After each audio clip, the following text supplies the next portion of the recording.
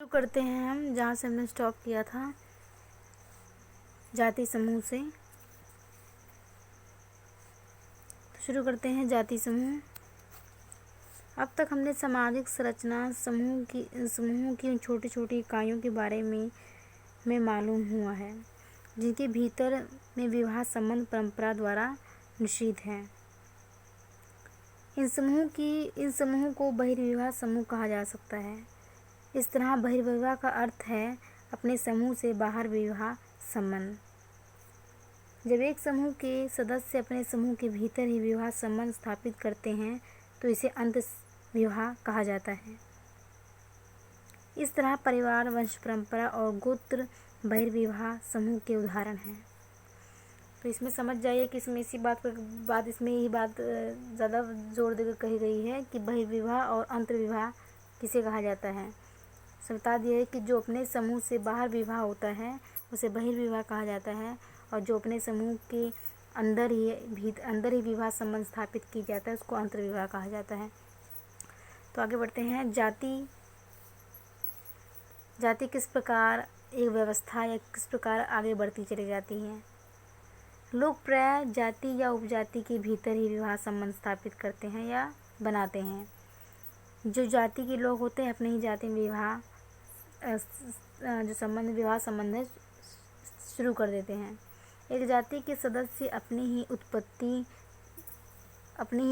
एक पूर्वज से मानते हैं, जो ऐतिहासिक, पौराणिक या दैवीय कुछ भी हो सकता है। उस पूर्वज के गुण लोगों द्वारा याद करने योग्य होते हैं और वह इतने अधिक लोकप्रिय होते हैं कि केवल उनका मात्र नाम ले लेने से ही उस समूह को जाना जा सकता है इसका कि वह सदस्य है। भारत में जाति व्यवस्था पर बहुत से विचार व्यक्त किए गए हैं, परंतु जिस संदर्भ में यहाँ जाति पर चर्चा की गई है उसके अनुसार जाति व्यवस्था की उन विशेषताओं की यहाँ चर्चा होगी जिन्हें जी.एस. ध्रुव ने प्रस्तुत किया है। भारत में प्रजाति और जाति विषयों पर कैम्ब्रिज यूनिवर्सिटी के लिखे गए कुछ अपने शोध प्रबंध, कुछ जो पुराने लोग हैं उन्होंने कुछ सुझाव उन्होंने जो भी उनको लगा उन्होंने व्यक्त कर दिया। जी.एस. ध्रुव ने सुझाव दिया कि जाति नाम अलग अलग संभावनाओं को झलकाता है। उदाहरण के लिए ब्रजहान चौहान ने श्रेणियों का उपयोग अपने अध्ययन ए राजस्थान विलेज में किया।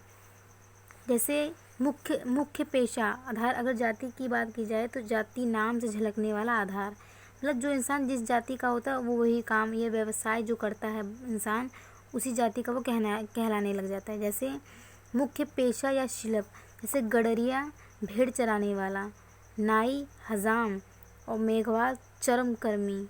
इस प्रकार अपने अपने काम के अनुसार उसको एक जाति दे दी गई, एक नाम दे दिया गया। आगे पढ़ते हैं। इसे जनजाति या जनजाति संबंधी भील को कहा जाता है। तो इस प्रकार जो भी हैं उनको अपने अपने एक जाति के जो व्यवसाय था उनका, जिस तरह वो रहते थे उनका उसी के अनुसार उनका नाम दे दिया जाता था। इस प्रकार एक भेड़ चराने वाले को गडरिया कह दिया जाता है। या विशिष्ट विशेषताओं का, जैसे जो छोटे मोटे काम करते थे पहले उनको भंगी या चमार कह दिया जाता था। तो इस प्रकार सब कुछ एक जाति में बटा हुआ था। आगे पढ़ते हैं।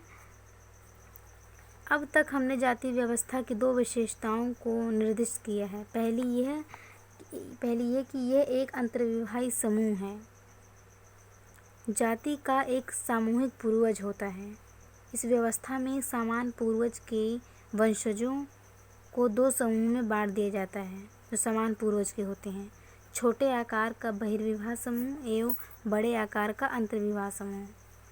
इनमें से पहला समूह संपर्क के स्तरों को पहचानता है, जबकि दूसरा उस पद्धत रूप में मान लेता है। अर्थात यह मालूम रहता है कि किन किन श्रेणियों में लोग विवाह नहीं कर सकते या विवाह नहीं हो सकता। लोगों को ये पता होता है अपनी जाति के सदस्यों के बारे में कि किन किन लोगों से विवाह संबंध है वो किन लोगों से नहीं कर सकते तथा किन किन श्रेणियों के लोगों से विवाह हो सकता है। धुर द्वारा निर्दिष्ट जाति व्यवस्था की 4 अन्य विशेषताएं भी हैं। व्यवसाय कुछ हद तक जाति से जुड़ा हुआ है। जैसे मैंने भी बताया कि लोग अपने व्यवसाय के द्वारा या अपने काम के द्वारा भी जाति नाम से जुड़ जाते हैं। तो जाति से जुड़ा हुआ है, परंतु इस हद तक नहीं कि इसे अलग से निर्दिष्ट किया जाए। इसलिए ध्रुव ने व्यवसाय की जगह चयन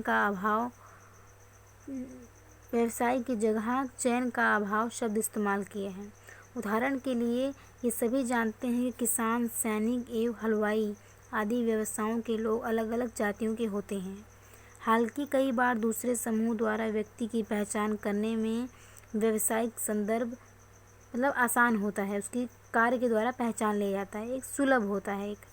प्रत्येक जाति में उन वस्तुओं के संबंध में अपने विशेष सामाजिक नियम होते हैं जिन्हें लिया जा सकता है या नहीं, या जिनका इस्तेमाल किया जा सकता है या नहीं। ये नियम वस्त्र, आभूषण और रहने के स्थान से भी संबंधित हैं। दक्षिण भारत में गांवों की भौगोलिक संरचना जाति विभाजन को प्रस्तुत करती है। मतलब जो लोग जहाँ पे रहते हैं उन सब एक जाति के आधार पर ही बांट दिया गया है। व्यक्ति जैसे जैसे उत्तर पूर्व से दक्षिण या दक्षिण पश्चिम की ओर बढ़ता है, वहाँ रहने वालों की जो स्टेटस है या जो उपस्थिति है नीचे की ओर होती जाती है। उदाहरण के लिए बेटे ने तिजोर जिले के एक गांव में अपने अध्ययन में पाया कि ब्राह्मण अग्रहारम में रहते हैं, जो कि उत्तर में होता है। जो अब्राह्मण होते हैं, मतलब जो ब्राह्मण नहीं होते, वो बीच में रहते हैं, और निम्न जाति के लोग दक्षिण की तरफ कुछ दूरी पर स्थित चेरी या बस्ती में निवास करते हैं, मतलब सबसे कम में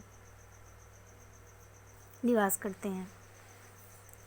आगे बढ़ते हैं। जाति व्यवस्था के कुछ कार्यकलाप बेहतर सामाजिक व्यवस्था से जुड़े हुए हैं। मतलब बाहर की भी जो सामाजिक व्यवस्था है उसमें से भी उनके जो कामकाज के जो तरीके हैं, जो भी व्यवसाय करते हैं वो बाहर की व्यवस्थाओं से भी जुड़े हुए हैं, जो जन्म पर आधारित हैं और जिससे व्यक्ति की सदस्यता और समूह की हैसियत का निर्धारण होता है। जन्म पर आधारित होता है और व्यक्ति की जो जिसमें उसने जन्म लिया है उसकी हैसियत भी उससे बहुत मेल खाती है कि उसका जो निर्धारण कौन सा कार्य करेगा, कौन सा नहीं, तो उसकी हैसियत का भी निर्धारण होता है। प्रत्येक समूह समाज के एक हिस्से का प्रतिनिधित्व करता है।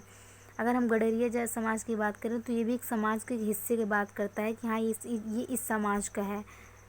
इस प्रकार कह सकते हैं कि उस समाज या उस जाति के लोगों का एक पहचान बताता है, प्रतिनिधित्व करता है और अपने कार्यकलापों का नियमन करता है। इसे समाज का खंडीय विभाजन कहा गया है। यदि समग्र रूप से जाति पर आधारित समाज हो तो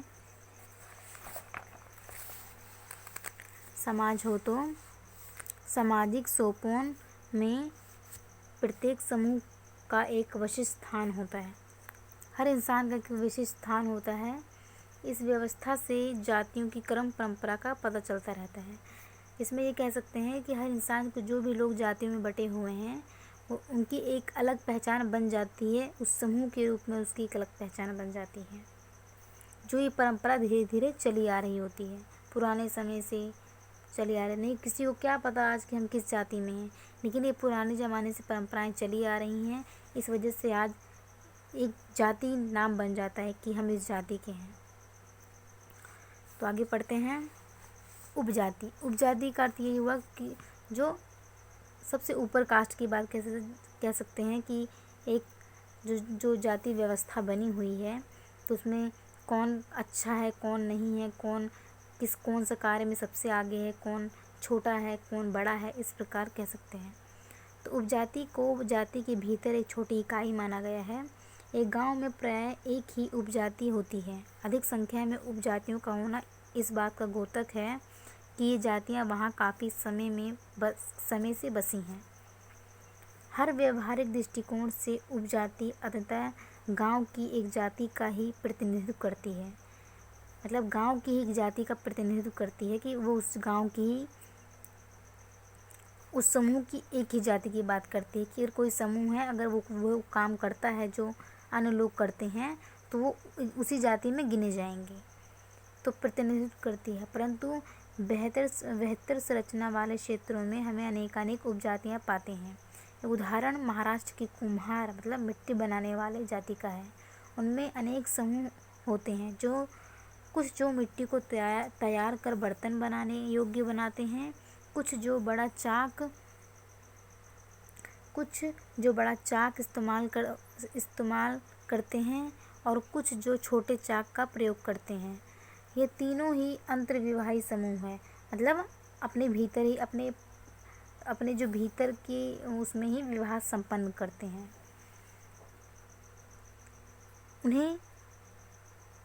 उन्हें जाति कहना चाहिए या उपजाति। धुर इससे उपजाति मानने के पक्ष में है, जबकि कर्व इस जाति को मानती है। दो लोगों का इसमें तर्क वितर्क हो रहा है। जो ध्रुव हैं वो कहते हैं कि उपजाति मानने योग्य, क्योंकि ये अंतर्विवाह करते हैं। अंतर्विवाह तीनों समूह हैं। और एक कर्व है, ये कहती हैं कि इसे जाति जाति मानती हैं कि क्योंकि जाति इसलिए मानती हैं क्योंकि अंतर्विवाह समूह मतलब अपने ही उसमें विवाह करना, बाहर किसी सदस्य से विवाह ना करना। तो आगे पढ़ते हैं। दोनों इस बात पर सहमत हैं कि ये समूह अंतर्विवाही है, फिर भी उनकी उत्पत्ति को लेकर दोनों में मतभेद है। यदि एक समूह तीन भागों में बढ़ता है तब इसे उपजाति कहना बेहतर होगा। और धुर इसी तथ्य को मानते हैं। इसमें इस बात को कहा गया है कि जो तीन भाग बटे हुए हैं उसे कहा जाता है जाति जो होते हैं 7 होती हैं। एक समूह की 7 जातियाँ होती हैं, छोटे उसमें डिवाइड होती हैं। इस प्रकार कह सकते हैं कि जातियाँ भी 7 प्रकार की होती। हर जाति की अलग अलग श्रेणियाँ होती हैं। कोई सबसे ऊपर मानता है, कोई उससे नीचे होता है, लेकिन वो जाति की एक ही होती हैं। तो वही बात इसमें कही गई है कि ये 3 भागों में इन्होंने बांटा है। तब इसे कुछ लोग इसे जाति कहते हैं, कुछ लोग इसे उपजाति कहते हैं। तो इसमें 2 चीज़ों पे इन दोनों ने तर्क वितर्क इनमें दोनों में होने लगा। तब इसे उपजाति कहना बेहतर होगा। और ध्रुव इस तथ्य को मानते हैं कि जो तीनों ही समूह की अपनी अपनी स्वतंत्र उत्पत्ति होती है तब उन्हें अलग अलग जाति कहा जा सकता है, अगर उनकी अलग अलग उत्पत्ति होती है। और कर्व इसी ढंग से उत्पन्न मानती है। वह तो यहाँ तक मानती है कि उनमें भाषाई अंतर भी मौजूद है, कि वो ये नहीं मानती है कि इनमें कोई अलगाव है। वो कहती है कि इन जो जाति बटी हुई हैं इनकी जो भाषा है वो उनमें भी अंतर पाया गया है। तो ये किस प्रकार एक दूसरे से समान हो सकती है, क्योंकि इनकी तो भाषाएं भी अलग हैं, इनमें भाषाओं में भी अंतर है। और यहाँ तक शारीरिक गुणों का संबंध है, ये उनमें अंतर ही दर्शाते हैं। शारीरिक गुण की बात भी इसमें कर दी गई। निष्कर्ष रूप से ये कहा जा सकता है कि उपजाति एक सबसे छोटा अंतर्विवाही समूह है जो पंचायतों जैसे तंत्रों द्वारा अपने सदस्यों के व्यवहार को पारंपरिक विधान में नियमित करता है। गांव के स्तर पर जाति और उपजाति का अंतर नहीं दिखाई देता, परंतु क्षेत्र के स्तर पर ये आसानी से दिखाई दे जाता है। तो इसमें इसी बात का जिक्र किया गया है कि जो क्षेत्र हैं अपने अपने क्षेत्रों में अपने अपने जातियाँ 7 समूह में बटी हो सकती हैं, 3 समूह में बटी हो सकती हैं, कोई सबसे ऊपर होती है, कोई नीचे होती है। तो सब में एक कहीं ना कहीं इनमें अंतर पाया जाता है। अगर क्षेत्रों के आधार पर कहा जाए, इस क्षेत्र में चले गए थोड़ी भाषा बदली, अलग क्षेत्र में चले गए तो थोड़ी और भाषा बदल गई या पूरी भाषा बदल गई, लेकिन वो हैं तो भेड़ चराने वाले या है तो ये उसकी भाषाओं में भी अंतर आ ही जाता है अलग अलग क्षेत्रों के आधार पर। तो आगे पढ़ते हैं। जाति व्यवस्था में परिवर्तन। जाति व्यवस्था में परिवर्तन इतिहासकारों और समाजशास्त्रियों ने, जो समाजशास्त्री थे यानी रोमिला थापर, इन्होंने नाम दिए गए हैं कुछ, तो रामकृष्ण मुखर्जी, सारे नाम दिए गए हैं। इन लोगों ने अध्ययन किया कि भारतीय समाज कभी भी स्थिर नहीं रहा है। सामाजिक गतिशीलता के प्रमुख पारंपरिक मार्ग संस्कृतिकरण, प्रवचन और धर्म परिवर्तन रहे हैं। मतलब ये कह सकते हैं कि समाज जो हमारा इतिहास है वो कभी भी एक ठप बन के नहीं रहा, उनमें परिवर्तन धीरे धीरे होता गया और आज हम यहाँ तक पहुँच चुके हैं। तो तो समाज में लोग संस्कृत के हर पहनावे से, भाषा से, सब चीज़ में परिवर्तन हुआ है। धर्म परिवर्तन भी हो रहे हैं।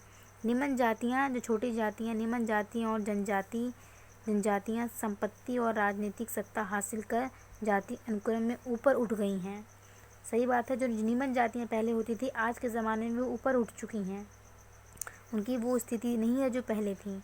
वे अपने जीवन यापन में संस्कृतिकरण को अपना कर एवं उच्च जातियों की जीवन पद्धति से होड़ करते हुए और उनके रीति रिवाजों को अपना कर उच्च जाति की परिस्थिति का दावा करती हैं।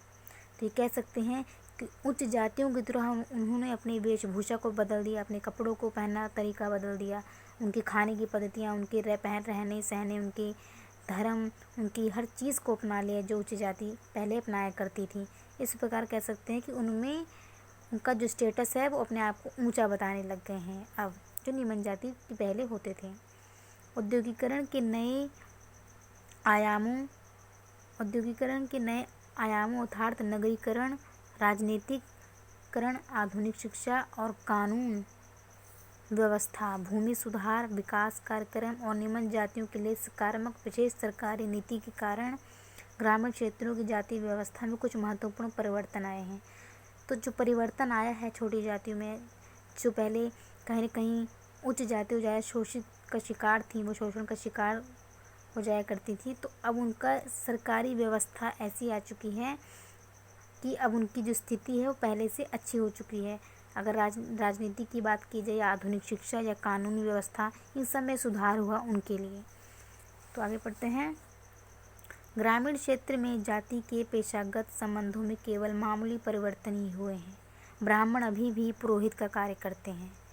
अगर ग्रामीण की बात की जाए तो अभी भी ऐसा ग्रामीण में होता है कि वहाँ पे अभी भी पेशागत संबंध चलते रहते हैं। मतलब पेशे समझ जाइए कि व्यवसाय जो व्यक्ति जिस जाति का होता है वो व्यवसाय अभी भी वो कर रहा होता है। तो ब्राह्मण अभी भी पुरोहित का कार्य करते हैं। इसके अलावा कहीं कहीं उन्होंने खेती बाड़ी भी शुरू कर दी है। जाति अनुक्रम में ऊंची एवं मध्यम श्रेणी वाली भूमि स्वामित्व संपन्न उच्च जातियां सामान्यतः सुपरवाइजरी किसान के रूप में कार्य करती हैं। निम्न जातियां जिनमें छोटे एवं सीमांत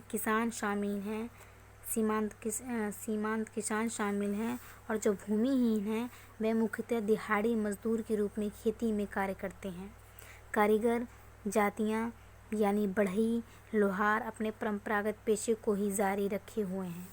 हालांकि शहरी क्षेत्रों की ओर प्रव्रजन ने लोग बढ़े ने सभी जातियों के व्यक्तियों को, जिनमें अछूत भी शामिल है, उद्योग, व्यापार और वाणिज्य तथा सेवाओं जैसे गैर परंपरागत पेशे में शामिल होने के लिए सक्षम बनाया है। तो इस प्रकार कह सकते हैं कि शहरों में सभी जातियों के लोग अपने अपने कर्म या अपने अपने कर्तव्य के अनुसार, अपने अपने कर्म के अनुसार वो अपनी अपनी परिस्थिति उन्होंने बना ली है, अपना अपना स्टेटस बना लिया है। लेकिन गांव में अभी भी लोग अपने परंपरागत पेशे को जारी रखा हुआ है। इसके अलावा ग्रामीण क्षेत्रों में अंतर्जातीय विवाह प्राय नहीं पाए जाते हैं। अंतर्जातीय मतलब एक जैसे होता है ना कि अपनी जाति में विवाह करना, तो इसी का उल्टा अंतर्जातीय विवाह नहीं पाए जाते हैं। खानपान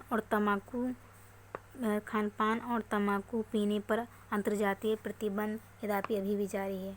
मतलब अभी भी अगर हम कहें कि वो उस जाति का है या छोटी जाति का है तो हम उसके घर में पानी नहीं पीते। अभी भी कहीं ना कहीं गांव में ऐसा होता है कि वो छोटी जाति का है तो पानी नहीं पीना चाहिए। तो ग्रामीण में अभी भी सब चीज़ें मौजूद हैं जो कहते हैं कि अपनी परिस्थिति को ऊंचा दिखाते हैं, अपनी जाति को ऊंचा समझते हैं। तो इस प्रकार कह सकते हैं तंबाकू पीने पर अंतर्जातीय प्रतिबंध यद्यपि अभी भी जारी है, परंतु उनकी पकड़ अब इतनी मजबूत नहीं है, क्योंकि गांव में भी अब चाय की दुकानें खुल गई हैं जहां प्राय सभी जातियों के लोग चाय पीने के लिए जाते हैं। अस्पृश्यता का बंधन अब ढीला हो गया है। मतलब भेदभाव का जो पहले था इतना ज़्यादा था, प्रबल था, अब वो कम हो चुका है। पहनावे में अंतर अब आर्थिक स्थिति का ज़्यादा परिचायक है। मतलब जिसकी स्थिति जो जितना अच्छा कमा सकता है, अगर छोटी जाति का इंसान है तो अगर अच्छा खासा कमाने वाला है तो वो पहनावे में भी अंतर आ गया। वो अच्छा खासा पहनेगा और अपने कोई कह ही नहीं सकता कि वो किस जाति का है। तो इस प्रकार उसने कह सकते हैं कि जाति में पहनावे में भी अंतर आ गया है, जाति कम है। पारंपरिक भारत में ऊंची जातियां हैं, उच्च वर्ग भी हुआ करती हैं, उच्च वर्ग हुआ करती थी, परंतु अब गांव में भी आर्थिक संपन्नता बढ़ाने के व्यवसायगत नए अवसरों को विकसित हो जाने से ये स्थिति अब उतनी सत्य नहीं प्रतीत होती। लोग शहरों को जाते हैं और वहां से धन कमाकर गांव ले आते हैं। इससे पारंपरिक सामाजिक संरचना में काफ़ी परिवर्तन आ गया है। प्रतिनिधित्व संसदीय राजनीति के प्रारंभ होने से जाति व्यवस्था ने राजनीति में प्रभावक समूह एवं संघ के रूप में कार्य करने की अतिरिक्त भूमिका पाली है। अभी हर चीज़ जो है जाति पर आधारित ना होकर एक संघ, एक सरकार चला रही है हर चीज़ अब। तो कोई भी ऐसा, कोई किसी के साथ विरुद्ध ऐसा व्यवहार नहीं कर सकता जो सरकार के नियमों के खिलाफ हो। तो ये कह सकते हैं इस तथ्य का एम श्रीनिवास रोडप काफ़ी आइटर इन्होंने उल्लेख किया है कि उपजाति सीमाओं का अतिक्रमण करते हुए विभिन्न जातियों ने जाति संघ बना लिए हैं। मतलब एक अपनी एक जाति संघ बना लिया है ताकि जाति हित को क्रियान्वित किया जा सके। जाति संघ की बात यही बात हुई कि अगर कोई अगर जैसे यादव की बात कर दी जाए, तो अगर यादव लोगों ने अपने एक समूह बना लिया कि अगर कोई उन पर कोई भी उनके साथ गलत व्यवहार होता है तो वो संघ बनाकर अपने एक समूह बनाकर उनका विरोध करेंगे। तो इस प्रकार कह सकते हैं जाति व्यवस्था ने एक संघ बना लिया है ताकि जाति हित को कार्यान्वित किया जा सके। कार्य जो भी उनके लिए ज़रूरतें हैं वो उसकी मांग को पूरा कर सके, अपने मांग को। दूसरी ओर जाति व्यवस्था ने अंतर्जातीय गुटों के उत्थान का भी साक्ष्य देखा है, जो राजनीतिक दलों को दिए जाने वाले अनेक पृथक समर्थक एवं उनके गुट के नेताओं के व्यक्तिगत स्वार्थ का नतीजा है। अब जाति के आधार पर वोट भी मांगने लग गए हैं। देखा जा सकता है कि किस प्रकार जाति का प्रयोग करके एक चुनाव में किस प्रकार जीत जाते हैं। इस प्रकार जाति व्यवस्था में विलयन और राजनीतिक क्षेत्र में विखंडन दोनों ही प्रक्रियाएं कार्यरत रही हैं। तो इसमें मैंने बताया आपको। आगे पढ़ते हैं। स्वतंत्रता प्राप्ति के बाद की अवधि की बात की जाए या समय की बात की जाए, ग्रामीण शक्ति संरचना में मौलिक परिवर्तन हुआ है, जिससे अंतर्जातीय संबंधों में भी कुछ परिवर्तन हुए हैं। दक्षिण भारत में ब्राह्मण जाति ने अपने परंपरागत वर्चस्व को गंवा दिया है। मतलब जो दक्षिण भारत के ब्राह्मण लोगों की जो पहले स्थिति थी मजबूत, अब वो इतनी शायद नहीं रह गई। आंध्र प्रदेश में कम्मा और रेड्डी, कर्नाटक में लिंगायत और ओकोलिंगा, उत्तर भारत में अहीर मतलब यादव, जाट, कुर्मी आर्थिक और राजनीतिक शक्ति का अधिग्रहण कर स्थानीय और क्षेत्रीय स्तर पर नई प्रभुत्व संपन्न जातियों के रूप उभरे हैं। तमिलनाडु की नादार और भत्यार तथा महाराष्ट्र की महार जातियों ने भी अपनी सामाजिक स्थिति में सुधार किया है। तो कह सकते हैं जिनकी स्थितियाँ पहले इतनी अच्छी नहीं थी, तो उनकी स्थिति धीरे धीरे सुधार हो गया है। उनकी स्थिति में एक सामाजिक जो स्थिति है उनमें सुधार होता गया। आंद्रे बेते ने तिंजोर जिला स्थित श्रीपुरम गांव के अपने अध्ययन में परिस्थिति विषमता का उल्लेख किया है। परंपरागत रूप से गांव में उच्च जातियां ही ज़मीन की मालिक होती थीं पहले ज़माने में, और राजनीतिक शक्ति पर उन्हीं का वर्चस्व होता था, क्योंकि उनके पास शक्ति होती थी और भूमि भी होती थी अच्छी खासी।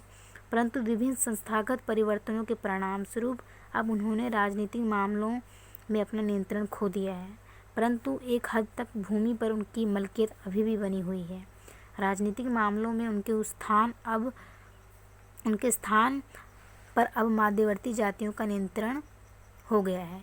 जो मध्यवर्ती जातियों के होते थे उनका जो पहले स्थान था, लेकिन अभी भी देखा जाए अगर रियलिटी की बात की जाए तो जिनके पास धन दौलत अच्छा खासा होता है उनके कहीं ना कहीं राजनीति में उनकी पकड़ भी होती है। तो पूरी तरह से इसको नकारा नहीं जा सकता, पर ऐसा है। इस तरह स्पष्ट है कि जाति व्यवस्था में अनुकूलनकारी परिवर्तन हुए हैं। मतलब कहीं ना कहीं जाति व्यवस्था में परिवर्तन हुए हैं।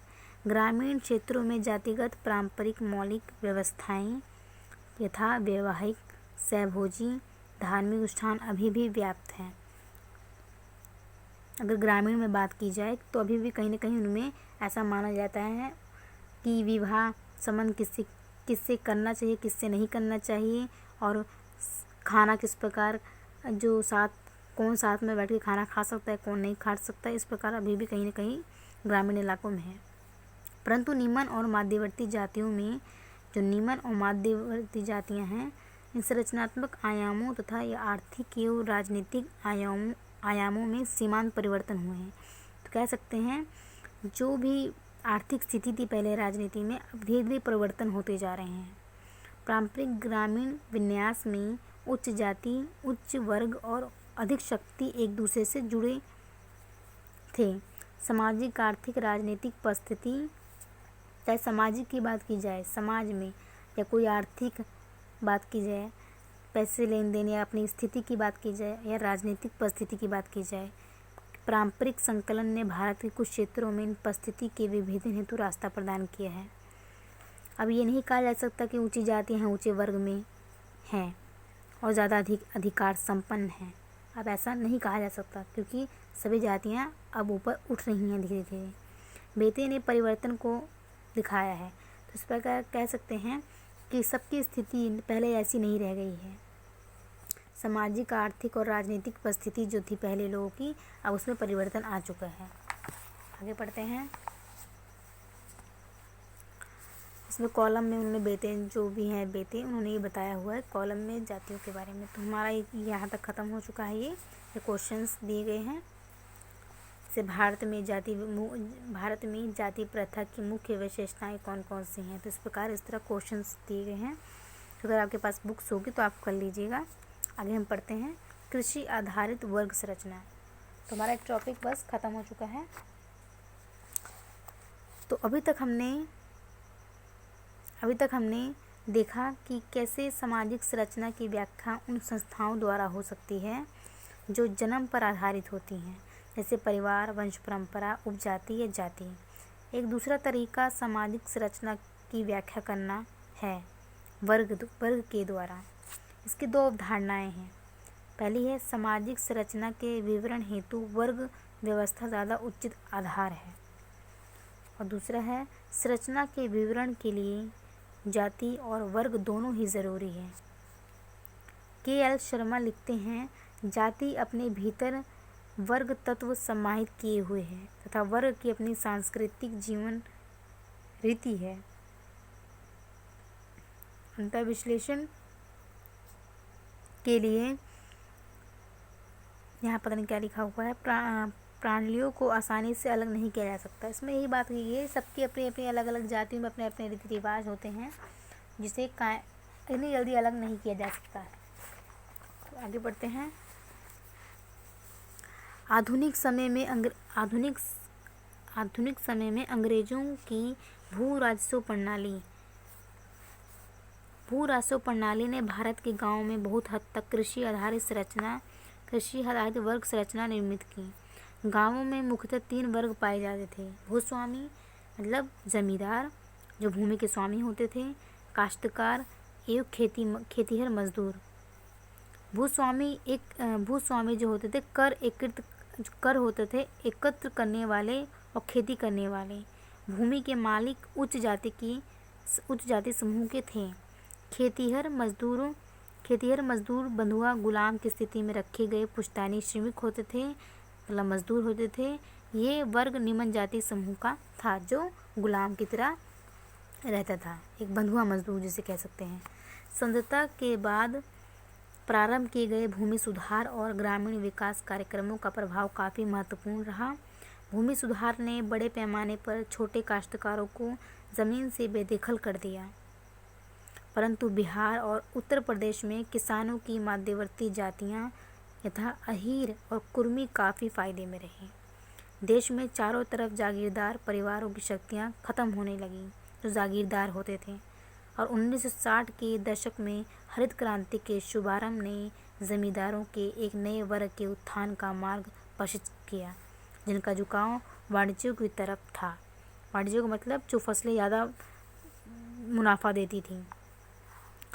सामान्यतः ऊंचे और मध्यवर्ती जातियों से आने वाले धनी किसान समृद्ध हुए।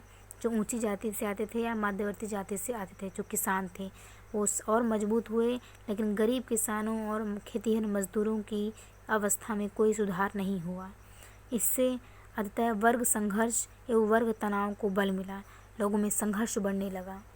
इस प्रकार आज भारत में कृषि संबंधी असंतोष देश के विभिन्न क्षेत्रों में एक आम बात हो गई है। वाणिज्यीकरण के फलस्वरूप कई राज्यों में कृषक परिवारों में व्यापक स्तर पर आत्महत्या की घटनाएं हुई हैं। तो कह सकते हैं कि जो किसानों की स्थिति है वो इतनी अच्छी नहीं है। अगर पहले की बात की जाए तो पहले भी इतनी अच्छी नहीं थी और अब भी इतनी अच्छी नहीं है। अभी भी किसानों की स्थिति जो है, लोग आत्महत्या करने पे मजबूर हो रहे हैं।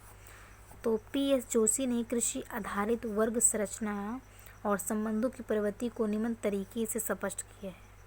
भूमि सुधारों से काश्तकारिता के सामंत मतलब जमींदारी शाही और प्रथागत प्रकारों का अंत हुआ और उनके स्थान पर एक अधिक शोषक एवं असुरक्षित पट्टा ठेकेदारी व्यवस्था कायम हुई।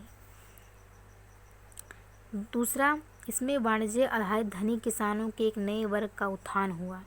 वाणिज्य मतलब जो ऐसी चीज़ें जो ज़्यादा फसल जो भी हम उगाते हैं, जो ज़्यादा कीमती हो सकते हैं, जिनका ज़्यादा हमें धन मिलता हो, ज़्यादा फसल का। तो इससे वाणिज्य आधारित धनी किसानों के नए वर्ग का उत्थान हुआ, जो अशंत भूस्वामी अंततः अशंत काश्तकार थे। उनके पास वाणिज्यिक खेती करने के लिए संसाधन और उद्यम दोनों ही मौजूद थे। मतलब खेती करने के लिए जो अच्छा माल होता था, उनके पास खेती भी करने के लिए संसाधन होते थे, पानी व्यवस्था सब कुछ था उनके पास, और दोनों ही चीज़ें मौजूद थे। इससे सामंती जमींदार वर्ग का पतन हुआ और वाणिज्यिक खेती करने वाले किसानों के दूसरे वर्ग का जन्म हुआ। मतलब जमींदारों को जिनकी भूमि पर अपनी एक दबदबा होता था भूमि पर, वो ख़त्म हुआ उनका, और धीरे धीरे किसानों के जो मध्यवर्ती किसान होते थे, उनकी जो स्थिति हुई वो अच्छी होती गई। किसानों के दूसरे वर्ग का जन्म हुआ जिनके लिए खेती भी एक व्यवसाय थी। इस वर्ग ने गैर प्रथागत काश्तकारी खेती को अपनाया। सामाजिक गतिशीलता की प्रक्रिया हमें 2 दिशाओं में दिखाई दी। पहले राजस्थान के 6 गांवों में किए गए अपने अध्ययन में के.आर. शर्मा ने पाया कि कुछ गांव, मतलब आपको ये, अगर आपको नाम याद ना हो तो कोई बात नहीं चलेगा, लेकिन आपको थोड़ा बहुत स्टोरी टाइप में याद होना चाहिए कि इसमें क्या था। अगर कोई प्रश्न ऐसा आता है तो आप इसको लिख सकते हैं। ने पाया कि कुछ गांवों में न केवल खेतिहर मजदूर बल्कि कुछ एक भूतपूर्व जमींदार भी वर्ग परिस्थिति में नीचे फिसल कर अपना सर्वहारा वर्ग में शामिल हो चुके हैं। तो जो जमींदार लोग थे वो भी स्थिति उनकी इतनी बेकार होने लगी थी कि वो भी सर्वहारा वर्ग में आ चुके थे। इसके विपरीत नवधनी बने किसान पुराने जमींदारों के स्थान पर ग्रामीण क्षेत्रों में नए बजुआ वर्ग के रूप में अपनी पहचान बना चुके हैं। रामकृष्ण मुखर्जी ने अपनी पुस्तक dynamics of the rural society में कृषि प्रधान ढांचे में आए परिवर्तनों की चर्चा करते हुए कहा कि वर्ग श्रेणियों की संख्या में कमी हुई है तथा छोटे काश्तकार भूमिहीन श्रमिक बने रहे हैं। तो कैसे कह सकते हैं कि जो भूमिहीन थे, जिनके पास भूमि नहीं थे, वो कहीं ना कहीं मजदूर बनकर रह चुके थे बस। इसके अलावा कोटवासिक ने गांवों में किसान के सर्वहारा वर्ग में बढ़ते हुए विलयन का भी उल्लेख किया है। उनके अनुसार पूंजीवादी मार्ग पर खेती का विकास होने से किसान वर्ग की विविधता संख्या के टूटने और सर्वहारा वर्ग में शामिल होने की प्रक्रिया में अधिक गहनता से वृद्धि हो रही है। इसकी पुष्टि इस तथ्य से हो जाती है कि 1961 से 1981 तक के 2 दशकों के दौरान खेती करने वालों की भागीदारी 52.3% से घटकर 41.5% हो गई, जबकि इसी अवधि में कुल मजदूर बल में खेतिहर मजदूरों की हिस्सेदारी 17.2% से बढ़कर 25.2% हो गई। तो कह सकते हैं मजदूर की स्थिति में बढ़ोतरी हुई। जो मजदूर है, इन 2 दशकों में 2 हेक्टेयर से कम खेती पर कार्य करने वाले किसानों का अनुपात कुल जनसंख्या में 40% से बढ़कर 55% हो गया। सन 2001 तक कुल श्रमिक बल में खेतिहर की भागीदारी और घटकर 31.7 हो गई तथा खेतिहर मजदूरों की संख्या 26.7 हो गई।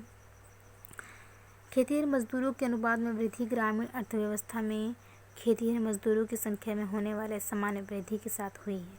तो इसमें इसी बात का जिक्र किया गया है कि किस प्रकार जो श्रमिक वर्ग है, जो भूमिहीन है, जिनके पास भूमि नहीं है, उनकी संख्या बढ़ती जा रही है।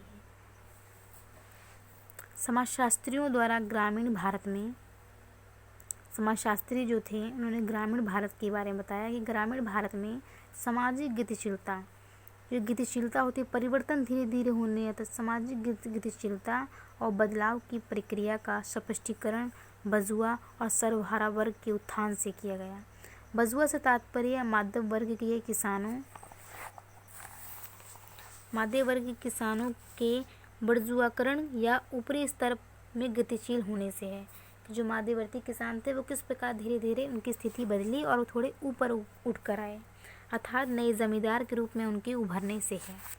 सर्वहारा वर्ग के निर्माण की प्रक्रिया नीचे के स्तर की ओर उन्मुक्त गतिशील, अर्थात छोटे और सीमांत किसानों और कुछ एक जमींदारों का कृषि से बेदखल होने और ग्रामीण भूमिहीन खेतिहर मजदूरों की श्रेणी में शामिल होने का द्योतक है।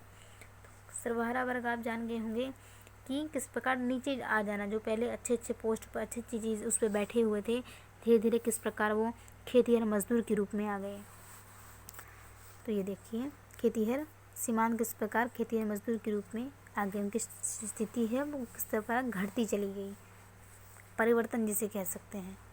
तो आगे पढ़ते हैं गांव। बस हमारा ये ख़त्म हो चुका है, बस एक पेज बचा है बस, तो हम कंप्लीट कर लेते हैं इसको अच्छे से समझकर। गांव के बारे में है। आइए अब हम ग्रामीण सामाजिक संरचना के इस इकाई में पढ़ते हैं। 2.2 में चर्चित तत्वों में आखिरी तत्वों के बारे में चर्चा करें। यहाँ हम भारतीय गांवों के विशेष स्वरूप तथा गांव में शक्ति संरचना एवं नेतृत्व में होने वाली परिवर्तनों में बताया जा रहा है कि वहाँ लीडरशिप या लीडर किस प्रकार, शक्ति किस प्रकार कायम रहती है, सारी चीज़ें इसमें वर्णन करते हैं। तो ग्रामीण स्वतंत्रता का मुद्दा। ग्रामीण भारत के अध्ययनों के प्रारंभिक चरण में मेन ने मेटकॉफ और बैडन पावेल के अध्ययनों से काफ़ी राइटर्स हैं, तो अगर आपको याद होगा तो अच्छी बात है, नहीं कोई बात नहीं, इसका टेंशन नहीं लेना आपने सिर्फ एक स्टोरी की तरह इसको सुनना है कि अध्ययनों से गांव की स्वतंत्रता की एक अतिशयोक्तिपूर्ण धारणा प्राप्त हुई है। नहीं समझ में आया कोई बात नहीं, मैं आपको इसको अच्छे से एक्सप्लेन कर दूँगी, टेंशन नहीं लेना आपने। इनमें भारतीय गांव का चित्रण एक बंद एवं विलगित व्यवस्था के रूप में किया गया, क्लोज एंड आइसोलेटेड व्यवस्था के रूप में किया गया। भारत में नियुक्त एक ब्रिटिश प्रशासक चार्ल्स मेटकॉफ ने भारतीय गांव को एक एकात्मिक स्वतंत्र लघु एकक और न बदलने वाली सत्ता के रूप में प्रस्तुत किया। उन्होंने किस तरह किया कि स्वतंत्र लघु, छोटे और न बदलने वाली सत्ता के रूप में प्रस्तुत किया। उसने लिखा, गांव समुदाय छोटे गणराज्यों की तरह हैं जिनके पास प्राय वे सारी चीज़ें उपलब्ध हैं जिन्हें वे अपने बीच ज़रूरी समझते हैं। जो भी संसाधन है, पानी से रिलेटेड कुछ भी, तो जो भी चीज़ें हैं उनके पास जो चीज़ होनी चाहिए वो उनके पास है, ग्रामीण लोगों के पास, और जो प्राय किसी भी बाहरी संपर्क से स्वतंत्र है, किसी बाहरी चीज़ से आगे स्वतंत्र है, वो किसी से दबाव नहीं। आगे उसने पुनः लिखा कि युद्ध उनके ऊपर से होकर गुजरते हैं, शासनों का भी उत्थान और पतन हुआ, परंतु एक समाज के रूप में गांव हमेशा अपरिवर्तित, अप्रभावित तथा स्वावलंबी बने रहे। तो हमने इनका चार्ल्स मेडॉफ का मानना ये था कि अपरिवर्तित है, अप्रभावित है, स्वावलंबी है। तो अब पढ़ते हैं, परंतु ग्रामीण भारत के अन्य अध्ययनों के दौरान, जब अन्य अध्ययन किया गया ग्रामीण के बारे में, तो ऐतिहासिक, मानव वैज्ञानिक और समाजशास्त्रीय अध्ययन ने यह स्पष्ट कर दिया है कि भारतीय गांव कभी भी गणराज्य नहीं रहा है, ये कभी भी स्वावलंबी नहीं रहा है। इसका संपर्क भीतर समाज से भी रहा है, इसका संपर्क बाहरी समाज से भी रहा है। इस प्रयोजन मतलब जो भी चीज़ें ज़रूरत पड़ती थी तो ये दूसरे शहरों में भी जाते थे, ज़रूरी नहीं कि गांव में ही रहते थे। प्रव्रजन गांव से बाहर वैवाहिक संबंध भी स्थापित करते थे, कार्य और व्यापार के लिए आना जाना भी होता था, प्रशासनिक संपर्क भी हुआ करते थे, अंतर क्षेत्रीय बाजार भी हुआ करते थे और प्राचीन काल में अंतर्गांव आर्थिक और जाति संपर्क और धार्मिक तीर्थ जैसे तत्व हमेशा मौजूद थे। लोग तीर्थ यात्रा करने भी जाते थे, दूर दूर तक तीर्थ यात्रा करने जाते थे। उस समय लोग बैलगाड़ी पे चढ़कर ही, चाहे उनको जाना पड़ता हो, पैदल ही जाना पड़ता हो, लेकिन वहाँ लोग पुराने ज़माने में तीर्थ यात्रा करने जाते थे। तो तीर्थ यात्रा करने मौजूद था, जो गांव को पड़ोसी गांव के बेहतर समाज से जोड़े रखता था या जोड़े रहते थे। इसके अलावा आधुनिक समय में आधुनिकीकरण के नए प्रभावों ने भी अंतर्गांव और ग्रामीण शहरी पारस्परिक संपर्क क्रिया को बढ़ा दिया है। तो अगर आधुनिक की बात की जाए, तो अब के ज़माने की बात की जाए, तो अब परिवहन की इतनी सुलभता हो चुकी, इतना आसान हो गया कि लोग इधर से उधर कहीं भी जा सकते हैं।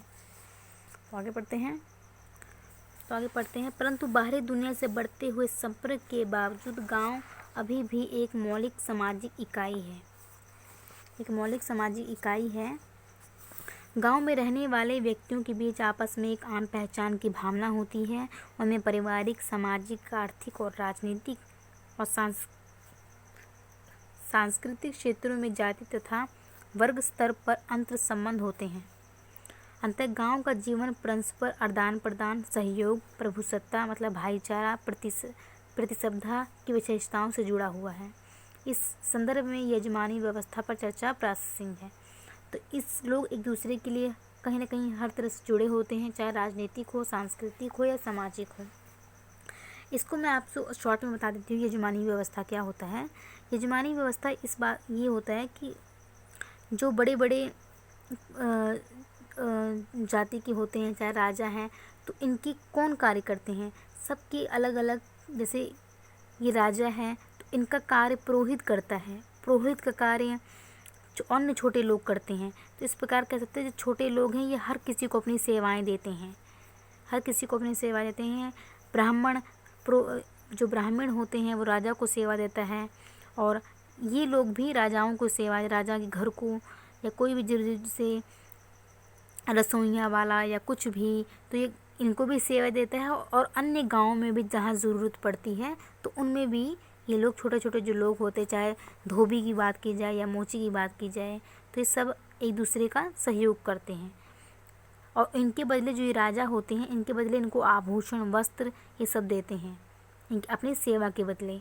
और ये लोग जो भी होते हैं, राजा होते हैं, पुरोहित होते हैं, ब्राह्मण की सेवा तो नीचे वर्ग के लोग करते हैं, और इनके बदले इनको कुछ ना कुछ वस्त्र आदान प्रदान, मतलब इनका कुछ ना कुछ इनको मिलता है सेवा के बदले। तो इसमें यही शॉर्ट था, यजमानी व्यवस्था क्या है। तो यजमानी व्यवस्था वही है जिसमें राजा की सेवा सभी वर्गों के लोग करते हैं।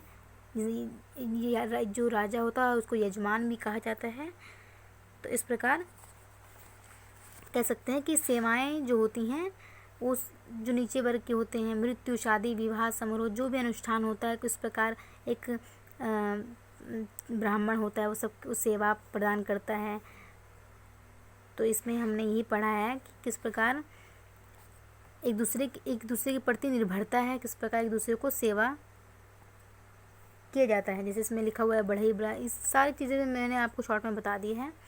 तो हम वीडियो यहीं पे स्टॉप करते हैं। वैसे भी काफ़ी ज़्यादा लंबी वीडियो हो चुकी है, हमारा चैप्टर ख़त्म हो चुका है, तो हम यहीं स्टॉप करते हैं। अगर आपको पसंद आई हो तो प्लीज़ आप लाइक सब्सक्राइब कीजिएगा, और अगर आपको नहीं पसंद आया हो तो कमेंट करके ज़रूर बताइएगा। कोई कमी, वैसे मैंने कोई कमी छोड़ी नहीं है, अपनी पूरी कोशिश की है। तो मैं यहीं स्टॉप करती हूँ। Thank you so much.